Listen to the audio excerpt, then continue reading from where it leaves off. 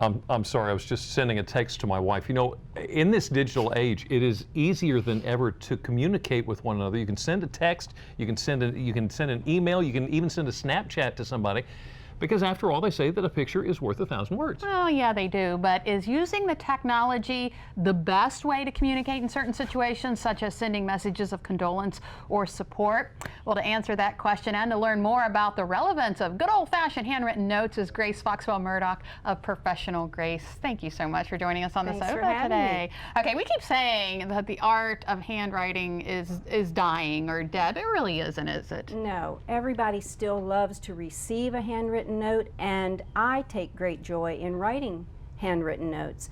I just love going to the mailbox and finding somebody has sent me a handwritten personal note. Yeah. It's just joyful.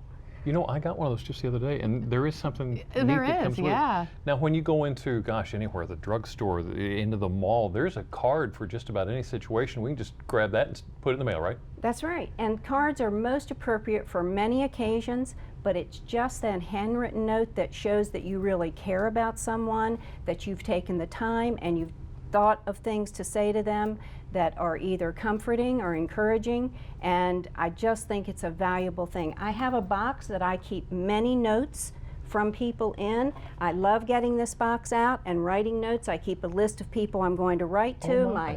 Everything is compact in this, and it makes me know when I have a few minutes of time, I can write a note. Okay, so you've been writing notes. You do it every day, probably.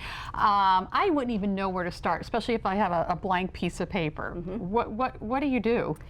Depending upon the circumstance. If you want to encourage someone, then you think of things that you know about them and you want them to do well in whatever their mission is, and those are just the most wonderful notes to write and to receive.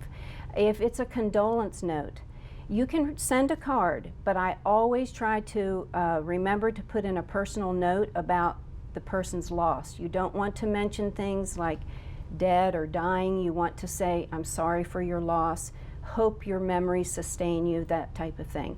If you're just sending a note to say hi to someone, just think about your audience and what you want to convey to them. Leave I out of it all the time and focus on the person that you're sending the note to. Oh, okay. So are there any other particular things that we should make sure that we include?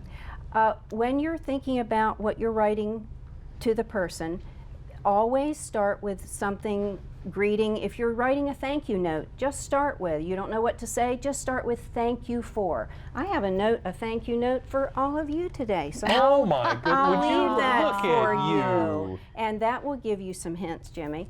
But always, if you're saying thank you in the first couple lines, then go to, at the very end, say thank you again.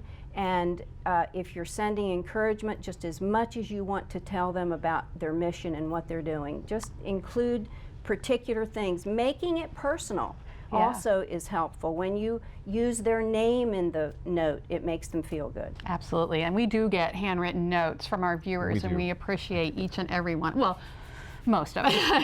There's been the occasional, but we won't talk about it. But no, it's always nice. Thank you so much, as always. We'll see you next time. All right. And now you know how just a few simple words on paper can make a world of difference. But the number of steps you take in a day, well, anymore, they seem like it's a matter of life or death, especially if you have one of those fitness trackers. Still ahead on Delmarva Life. Are you thinking about getting one?